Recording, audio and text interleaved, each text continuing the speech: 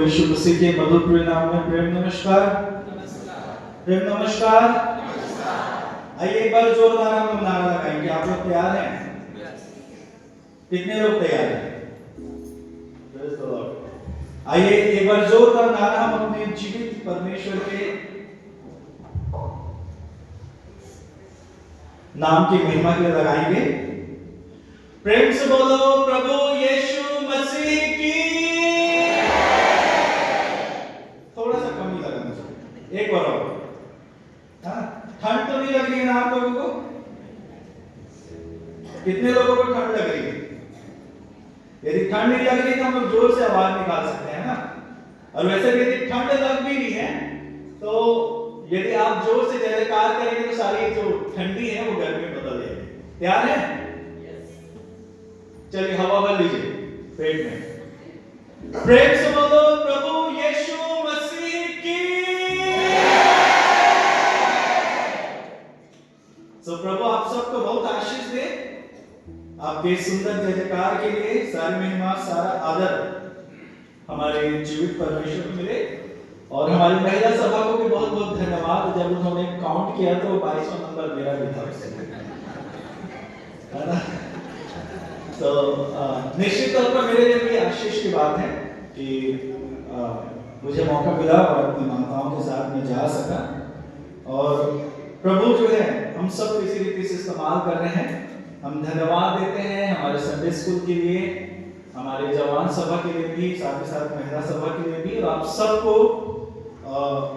हम बधाई देते हैं आप सबके उन सुंदर उपलब्धियों के लिए जो इन दिनों में आप लोगों ने प्राप्त किया मेरोनाइट चर्च कुसमुंडा में, कुसमुंडा में। तो वो आप सबको बहुत आशीष दे। 11 बजने वाला है ना? तो आइए इस समय हम लोग परमेश्वर के वचन में जाएंगे। और जैसा कि मैं हमेशा पूछता हूं इस बात को, क्या आप परमेश्वर के वचन को सुनने के लिए तैयार हैं? क्या आप तैयार हैं? आमीन। प्रेम से बोलो प्रभु यीशु मसीह की। यदि हम तैयार होते हैं तो हमारा परमेश्वर हमसे क्या करता है?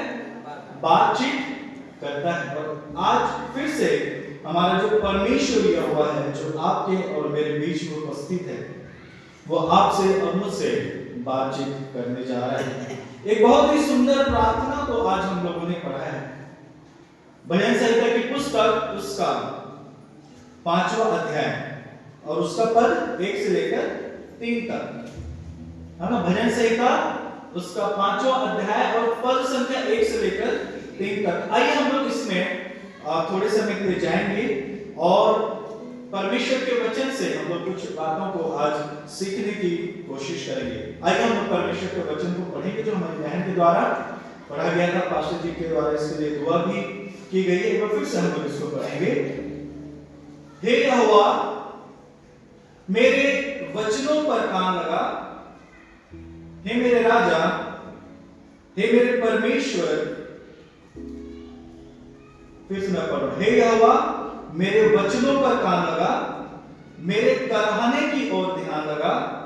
हे मेरे राजा, हे मेरे परमेश्वर, मेरी दुहाई पर ध्यान दे, क्योंकि मैं तुझी से प्रार्थना करता हूं।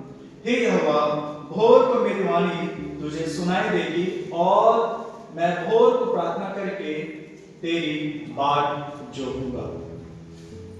मेरे प्रिय, हमने इस परमेश्वर के वचन को पढ़ा और हम लोग इस बात को जानते हैं कि ये जो वचन है वो दाऊद की प्रार्थना है। बाइबल में बहुत सारे प्रार्थनाओं को हम देखते हैं और उनमें से एक प्रार्थना, ये जो प्रार्थना है ये दाऊद की प्रार्थना है। और इस जो आज का जो संदेश है इसको जो मैंने शीर्षक दिया है वो ये है कि प्रार्थना में प्रभु का ध्यान आप कैसे आकर्षित कर सकते हैं, या प्रार्थना में प्रभु का ध्यान कैसे आकर्षित करें। हम सब प्रभु से प्रार्थना करते हैं और ये जरूरी है कि इस बात को हम ध्यान दें कि प्रार्थनाएं की तो जाती हैं, लेकिन क्या वो प्रार्थनाएं परमेश्वर सुन पाता है या फिर क्या वो प्रार्थनाएं परमेश्वर तक पहुंचती हैं? हम इस बात को जानते हैं कि प्रार्थना को रोकने के लिए शैतान बहुत सारी बातों को आपके और मेरे जीवन में करता है। और इसीलिए ये जरूरी है कि हम जो है बाइबल में जब लोग अलग अलग तरह से प्रार्थना करते हैं, हम जो है उनके जीवन का क्या करते हैं, अध्ययन करते हैं, क्योंकि उन्होंने जितनी भी प्रार्थनाएं की, सारी प्रार्थनाओं में और इस प्रार्थना में भी पवित्र आत्मा ने इन लोगों की सहायता की। आज मैं आपको करीब, यदि समय अलाउ करेगा तो चार बातें मैं आपको बताना चाहता हूं, या चार बातें जो है मैं आपके साथ साझा करना चाहता हूं, जो 1 से लेके 3 तक जो हम लोगों ने पद पढ़ा है उसमें पाई जाती है। सो आइए इस बात को हम लोग देखने के लिए आगे बढ़ेंगे कि जब हम प्रार्थना करते हैं तो क्या मेरी प्रार्थना दाऊद की प्रार्थना के समान है ना? हम लोग सब जो है, मैं विश्वास करता हूं यहाँ पे जितने भी आप लोग बैठे हुए हैं, आप सब क्या करते हैं, प्रार्थना करते हैं। प्रार्थना एक विश्वासी के जीवन का महत्वपूर्ण भाग है। मैं भाग नहीं बोलूंगा, स्वभाव है। प्रार्थना क्या है? एक स्वभाव है जो हम परमेश्वर के साथ करते हैं, या परमेश्वर को दिखाते हैं, या परमेश्वर को प्रकट करते हैं। जैसे हम एक दूसरे के साथ अपने स्वभाव को क्या करते हैं, प्रकट करते हैं, ठीक वैसे ही प्रार्थना भी एक स्वभाव है। लेकिन क्या मेरी प्रार्थना में वो बातें हैं जो दाऊद की प्रार्थना में थी? यह प्रश्न है कि क्या होनी चाहिए या नहीं होनी चाहिए। आइए हम लोग इन बातों को देखने की कोशिश करेंगे। यहां पर दाऊद क्या कर रहा है, प्रार्थना कर रहा है, और वो इस बात को बोल रहा है, क्या बोलता है, वचनों पर कान लगा, कराहने की ओर कान लगा, मेरी दुहाई पर ध्यान दे और मैं तेरे क्या करूंगा, बाट जोड़ूंगा। तो ये जो कान लगा बार बार यहां पर हम लोग देख रहे हैं, इसका एक ही मतलब है कि दाऊद इस बात के लिए खुद को आश्वस्त करना चाहता है कि मैं जो प्रार्थना कर रहा हूं उसको परमेश्वर निश्चय सुनेगा, है ना? मैं जो प्रार्थना कर रहा हूं उसको परमेश्वर निश्चय सुनेगा। हम लोग जानते हैं कि प्रार्थनाएं करने के पीछे मनुष्य की मनसा बहुत अलग अलग होती है। प्रार्थनाएं 2 तरीके से हम लोग करते हैं।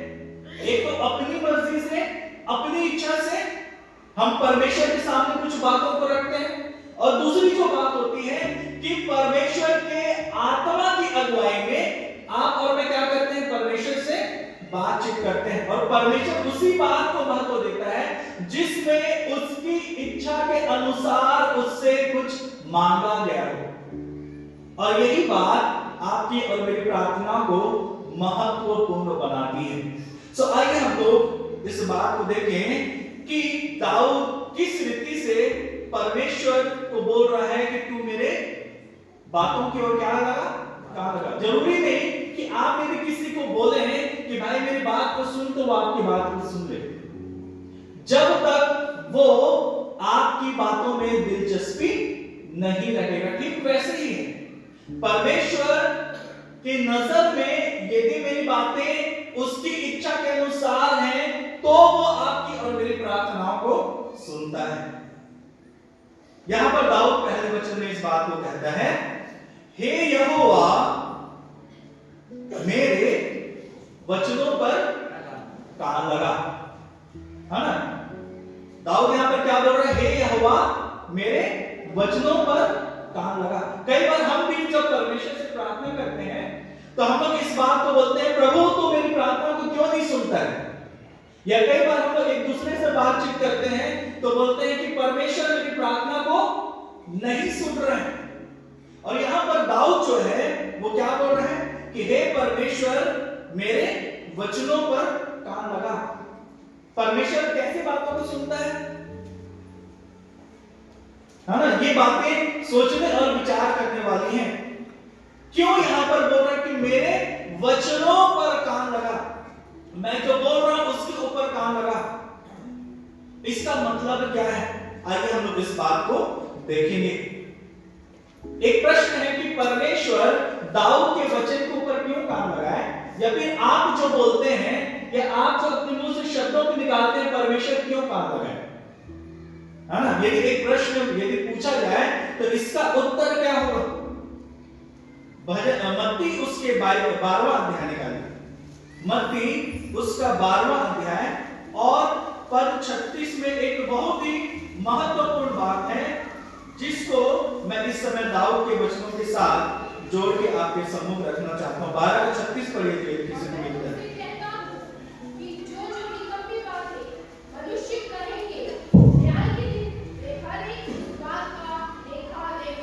देखिए यहां पर दाऊद क्या बोल रहे हैं? वो इस बात को बोल रहे हैं, फिर से पढ़िए। और मैं तुमसे कहता हूं कि जो निकम्मी बातें, मैं तुमसे कहता हूं जो निकम्मी बातें मनुष्य कहेंगे न्याय के दिन क्या करेंगे? हर एक उस बात का लेखा देंगे। परमेश्वर के सामने जब हम बोलते हैं ना तो हमको क्या करना है? बहुत सोच और समझ के बोलना है। और ये बोलना सिर्फ और सिर्फ एक समय की बात नहीं है।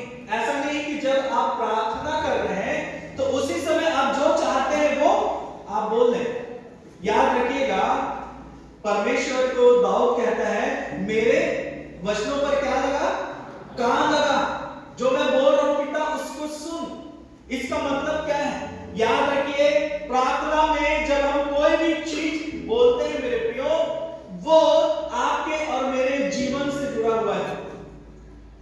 हम जो जीवन को बिताते हैं, हम जो सुबह उठते हैं और उठ के अपने सारे कार्यों को करते हैं, उसमें उस दरमियान हम क्या क्या और कैसी कैसी बातें बोलते हैं या बोल सकते हैं। परमेश्वर को इस बात को बताता है ना, हमारे शब्दों में क्या है? सामर्थ है ना? हमारे शब्दों में क्या है? सामर्थ। इसी कारण परमेश्वर ने बहुत सोच समझ के लोगों को आशीष देने के लिए और लोगों को श्राप ना देने के लिए कहा। और यहां पर दाऊद भी उसी बात को यहां पर कह रहा है। और परमेश्वर का वचन यहां पर जो प्रभु यीशु मसीह एक बात को कहते हैं, मैं तुमसे कहता हूं कि जो निकम्मी बातें आपके और मेरे जीवन का एक हिस्सा हो सकती हैं, क्योंकि शैतान हमेशा इस बात को चाहता है कि हम वो ना बोले जो परमेश्वर चाहता है, हम वो बोले जो शैतान चाहता है और हमारे जीवन की सारी आशीषों को वो ले सकता है ना? नीति वचन 10:19 पढ़िए, बहुत ही सुंदर वचन है। नीति वचन 10:19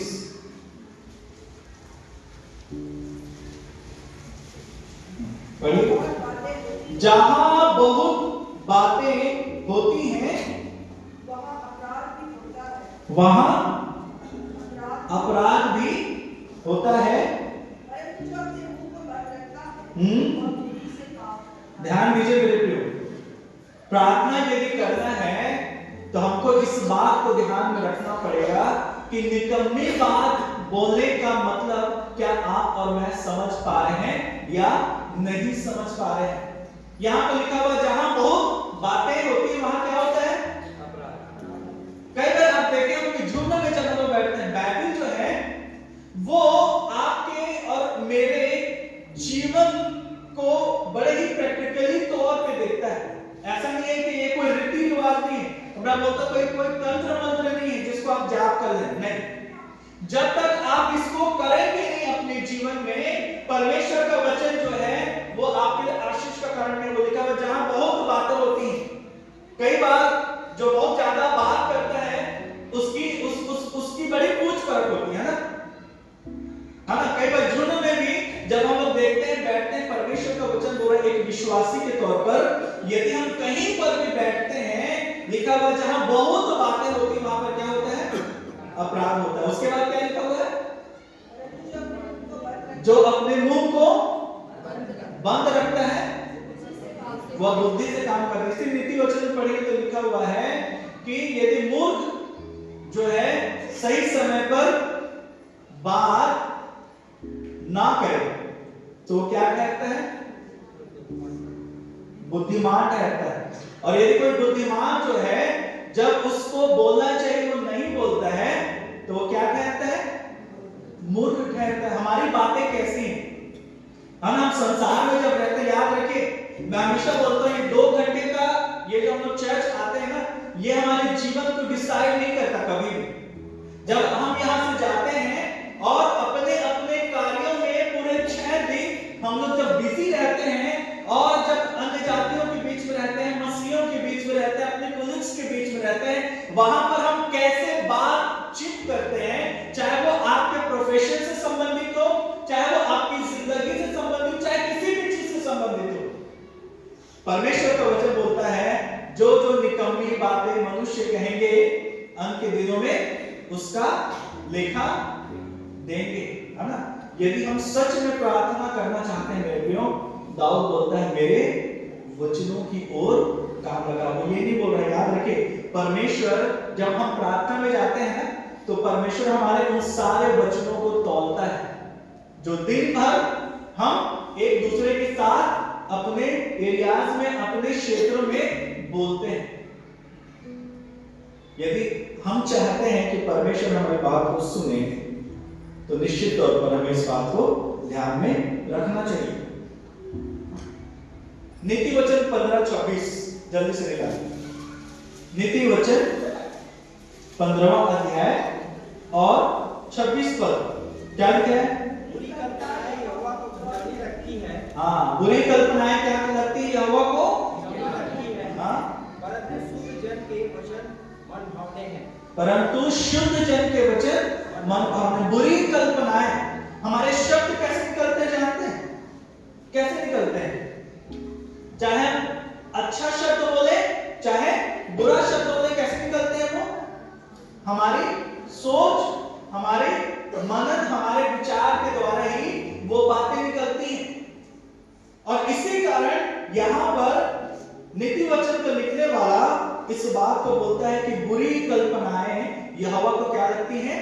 घिनौनी लगती है। जब हम प्रार्थना में आते हैं, परमेश्वर हमेशा इस बात को चाहता है कि हम अपने आप को जांचें कि प्रार्थना करने के वो उस समय, उस दरमियान में हम लोग जो शब्द अपने मुंह से निकाल रहे हैं उसके पहले हमारी मनोभावना दिन भर संसार में, अपने घर में कैसी रही है ना। सदुकियों और फरीसियों की प्रार्थनाओं को क्या कहा गया? क्या उसकी प्रशंसा की गई? वो लोग क्या करते थे? उनको क्या अच्छा लगता था? ऊंची आवाज से प्रार्थना करना, चौराहों में आके प्रार्थना करना, है ना। और निश्चित तौर पर वो लोग कई बार आप देखे होंगे कि जब लोग प्रार्थना करते हैं तो हम कोशिश करते हैं बहुत अच्छे अच्छे शब्दों का इस्तेमाल करें, है ना। बहुत कई बार जो अच्छे गुणी लोग होते हैं, ज्ञानवान लोग रहते हैं, है ना, जो शिक्षण के क्षेत्र में, वो कई बार ऐसे ऐसे शब्दों का इस्तेमाल करते हैं जिसको सुनने से लगता है कि हम तो शायद इसको पहली बार सुन रहे हैं। कई बार ऐसा होता है ना। मैं हमेशा अपने कॉलेज के दिन को याद रखता हूँ कि जब हम लोग का चैपल होता था तो हमारे एक सर थे, वो हर चैपल में एक नया वर्ड हमको देते थे, है ना। तो ये जो है शब्दों का खेल परमेश्वर जो है वो एप्रिशिएट नहीं करता यदि वो सही मन से नहीं किया गया।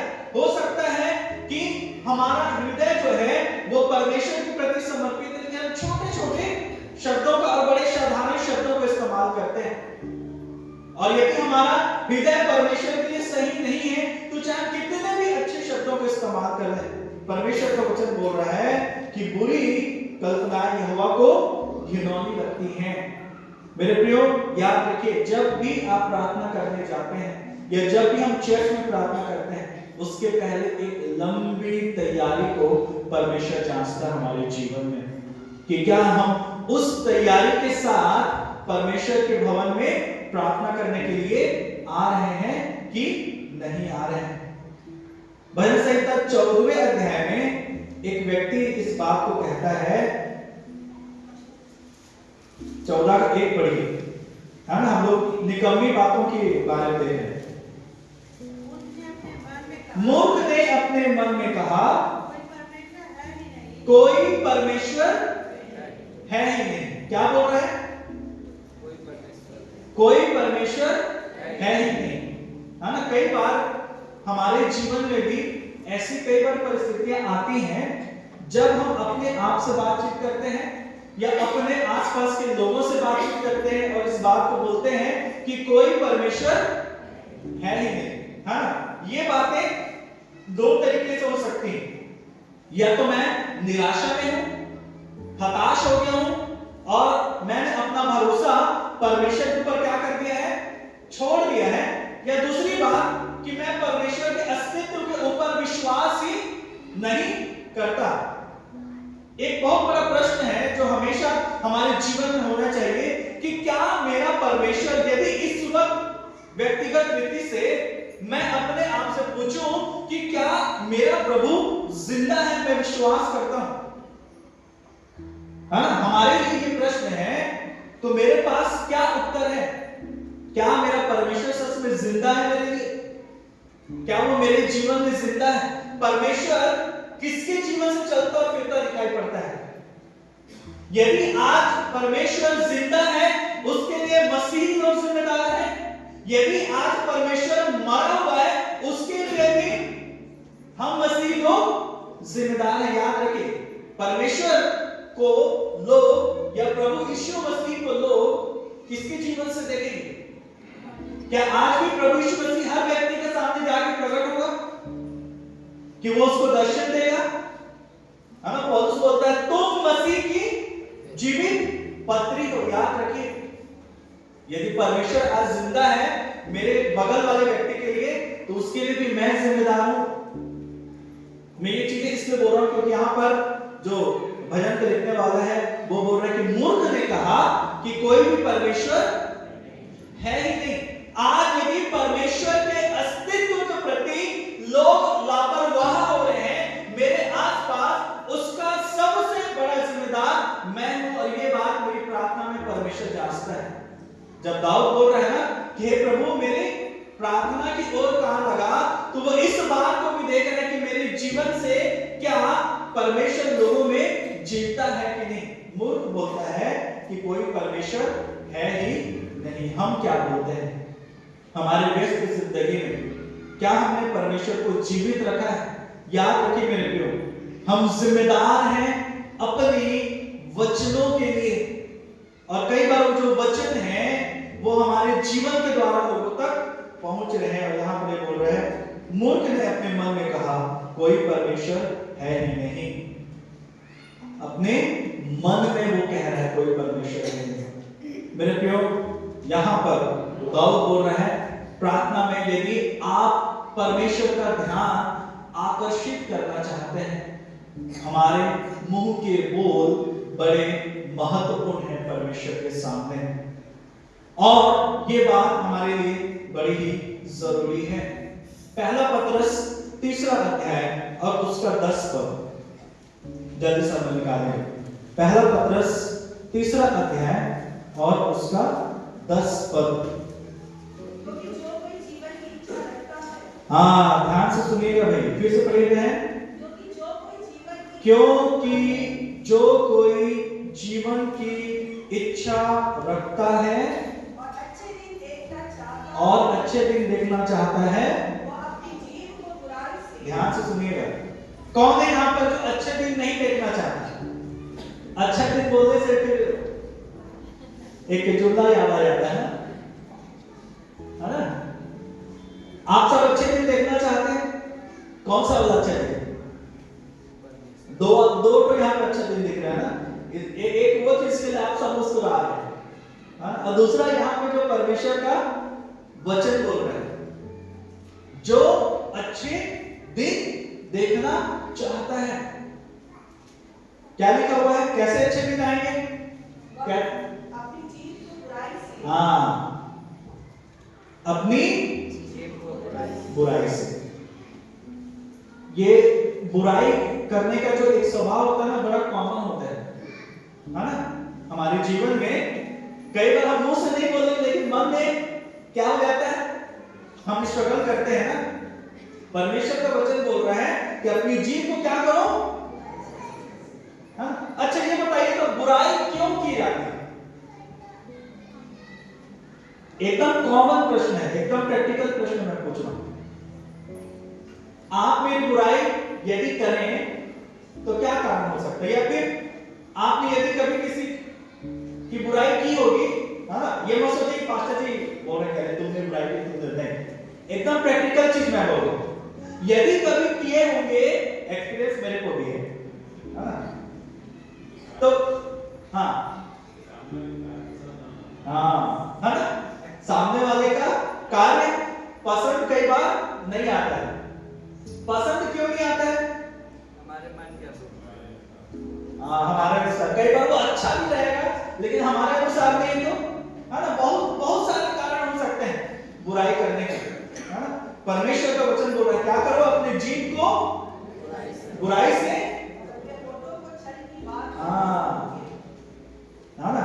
दाऊद क्या बोल रहा है, मेरे वचनों पर काम करो। इसका मतलब जानते हैं क्या, परमेश्वर उसको बोल रहा है कि यहां बोलने से पहले ध्यान दे कि तूने दिन में क्या क्या बातें किसी को बोली है, चाहे वो मन में ही क्यों ना हो। एक तरह से दाऊद यहां पे परमेश्वर को नहीं बोल रहा है कि तू मेरे वचनों की ओर कान लगा।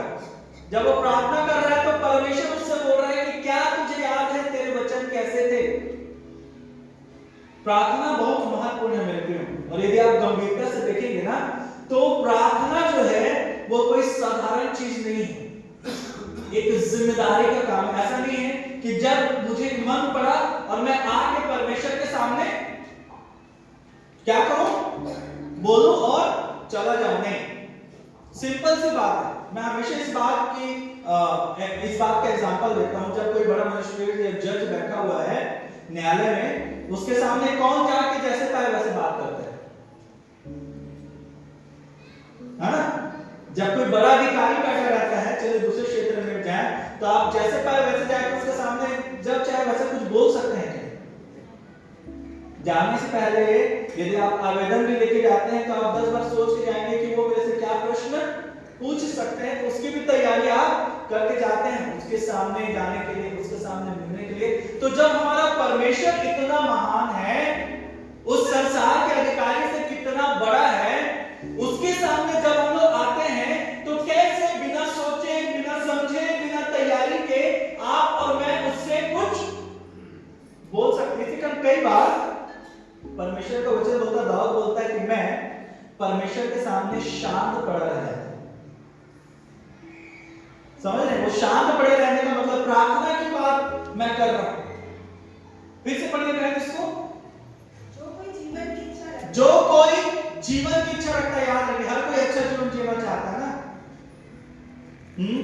और अच्छे दिन देखना चाहता है, वो अपनी जीभ को बुराई से और अपने होठों को छल की बात करने से रोके रहे। देखिए याद रखिए मेरे प्रियो, जरूरी नहीं कि हम जो है इस बात को सोचे कि हाँ हम गलत कर रहे हैं। शैतान हमारे शब्दों का इस्तेमाल करता है, वो आपके और मेरे शब्दों का इस्तेमाल करता है। हम लोग इस बात के लिए क्या रहे, सचेत रहे।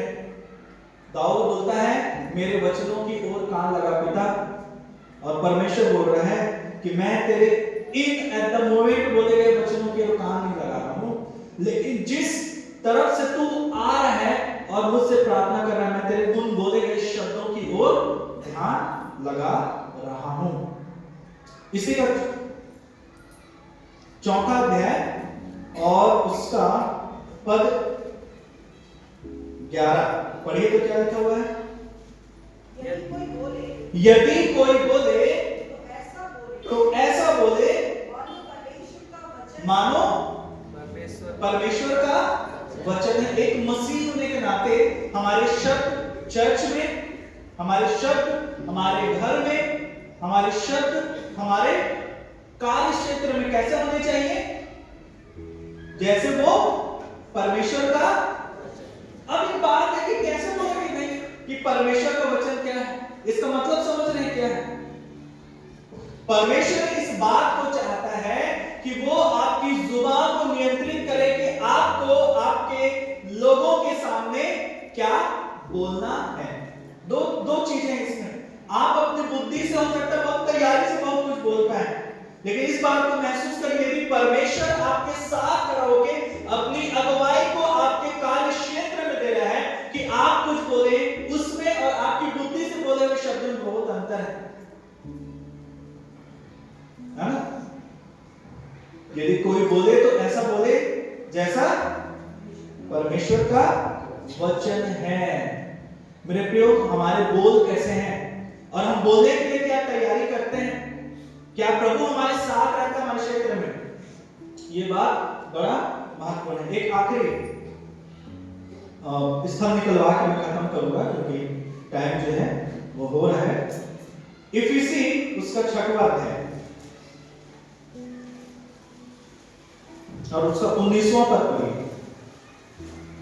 इफिसियों की पत्री उसका 6वां अध्याय और उसका 19वां पद। हाँ बोलिए। और मेरे लिए भी ध्यान दीजिएगा, ये यही बात जो हम लोग बोल रहे थे ना, ऐसा बोले जैसा वो परमेश्वर का वचन है। कैसा? दाऊद ने, पौलुस ने इस बात को अपने जीवन में महसूस किया और आपको भी इस बात को महसूस करके वैसा ही अपने आसपास के लोगों के साथ बात करना चाहिए। और मेरे लिए भी कि मुझे बोलने के समय ऐसा प्रबल वचन दिया जाए कि मैं साहस के साथ सुसमाचार का भेद बता सकूं। है ना? आप बोलेंगे कि अगर तो पास्टर जी हम प्रचार नहीं कर सकते, है ना? तो यहाँ पे हर समय प्रचार करने की बात परमेश्वर का वचन नहीं बोल रहे हैं। सुसमाचार जानते हैं क्या है? क्या है सुसमाचार? क्रूस की कथा। और सुसमाचार कौन है? और आप और मैं, हम लोग हैं सुसमाचार जो यीशु का अनुसरण करते हैं। लोग मेरी बात को, मेरे सोच को, मेरे व्यवहार को, मेरे चलने को, मेरे उठने और बैठने को देख के प्रभु को जानते हैं कि वो सच्चा परमेश्वर है या नहीं। अब सोचिए कि कितनी बार ऐसा हुआ है, मैं जल्दी से खत्म करूंगा, ज्यादा समय नहीं होगा। कितनी बार ऐसा हुआ है कि मेरी वजह से लोग यीशु मसीह को नहीं जान पाए। हाँ, ये व्यक्तिगत प्रश्न है मेरे पे। दाऊद बोल रहा है, पिता मेरे वचनों पे क्या लगाना? कान लगाना। वो कब मेरे वचनों को बहुमूल्य समझेगा? जब मैं इन बातों को अपने जीवन में ध्यान रखूंगा।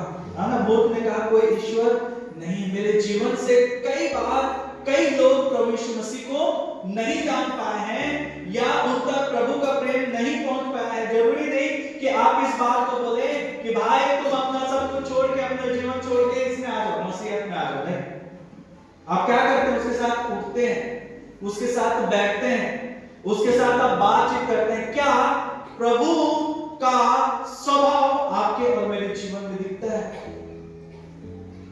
मैं आप सबको मेरे प्रियो उत्साहित करना चाह रहा हूं और यहीं पर आज इस पहले ही टॉपिक को मैं खत्म कर पाया हूं, जहां पर दाऊद इस बात को बोल रहा है कि मेरे वचनों पर क्या लगा? कान लगा। और यहाँ पर पौलुस बोलता है कि मुझे क्या दिया जा रहा है? प्रबल वचन दिया जा रहा है। आपके अगल बगल में जितने भी लोग काम करते हैं, उनके जीवन में यदि प्रभु के वचन की आवश्यकता है मेरे प्रियो, प्रभु आपको देगा, उसका जीवन बदल जाएगा। बिना इस बात को बताए कि आप उसको प्रचार कर रहे हैं। है ना? परमेश्वर वचन बोलता है, प्रभु सांप की नाई चतुर बनो, कबूतर की नाई भोले बनो, लेकिन सांप की नाई क्या बनो? चतुर बनो। चतुराई की बात यहाँ पर परमेश्वर का वचन बता रहा है और प्रभु आपकी सहायता भी करता है। सो मेरे प्रियो, परमेश्वर आज के इस वचन के द्वारा हम सभी को आशीषित करें। हम यहाँ पर प्रार्थना की बात देख रहे हैं, कैसे प्रभु का ध्यान आकर्षित करें। क्या प्रभु आकर्षित होता है मेरी प्रार्थना से? दाऊद बोलता है, पिता मैं जानता हूं तू तभी आकर्षित होगा जब मेरे जीवन में मैं वचन की वैल्यू या शब्दों के महत्व को सही रीति से समझ के उसका उपयोग करना सीखूंगा। सो प्रभु हमारी सहायता करे, प्रभु हम सबको आशीष दे। आने वाले हफ्ते में अगले जो बिंदु है उसमें हम लोग जाएंगे। आप लोग प्रार्थना करिए और जो वचन की गंभीरता है वो प्रभु आप लोगों के जीवन में आने दे। परमेश्वर इस वचन के द्वारा हम सबको बहुत आशीष प्रदान करें। आमीन। जय तो प्रभु यीशु मसीह की आइए प्रार्थना करें। प्यारे खुदावंद, एक बार फिर से मेमोनाइट चर्च कोरबा होके, आपके बच्चे होके, आपके विश्वासी गण होके प्रभु जी हम इस वक्त आपके चरणों में हैं। आप हमारे बीच में उपस्थित हैं प्रभु, हम आभारी हैं और अपने आप को आपके चरणों में नम्र और दीन करते हैं। प्यारे पिता, आप दया करें। जबकि आज प्रभु जी हम यहाँ पर आए हुए हैं, हम सब ने आपके आराधना उपासना को किया है प्यारे प्रभु जी, और आपका जीवता वचन प्रभु जी हमारे बीच में बोया गया है। यीशु नासरी के नाम से होने दे कि ये वचन हम सब के लिए आशीष का कारण हो पिता। यहाँ पर उपस्थित हर एक जनों को प्रभु जी आपका दास होकर मैं आपके हाथों में सौंप देता हूँ। दाऊद कहता है, हे पिता मेरे वचनों पर कान लगा, लेकिन क्या सच में मेरे वचन सुने जाने के लायक हैं?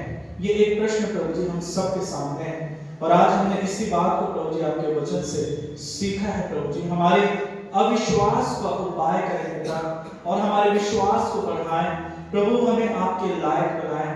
हम सब प्यारे प्रभु जी सच में प्रार्थना करने के लिए प्रभु गंभीर होने पाए, और दाऊद ने जैसे प्रार्थना आपसे की, हम प्रभु जी वो प्रार्थना करने के लिए अपनी तैयारी को कर पाए प्यारे परमेश्वर। सो हर एक बातों में प्रभु आपके नाम को हम ऊंचा उठाते हैं, आपके नाम को हम धन्य कहते हैं। आपका दास होके इस पूरी मंडली को प्रभु जी मैं आपके हाथों में सौंप देता हूँ। सबको आशीषित करें और उन्हें मेमोनाइट चर्च कोरबा आपके नाम की महिमा, प्रशंसा और आदर का कारण ठहरने वाले हो सके प्रभु जी। प्रभु धन्यवाद देते हैं आज की आराधना की हर एक बातों में हमारी सहायता करने के लिए। जब प्रभु हम यहाँ से वापस लौटते हैं, हमारी रक्षा करें, हमारी सुरक्षा करें, हमारी सुधि रहे प्रभु जी।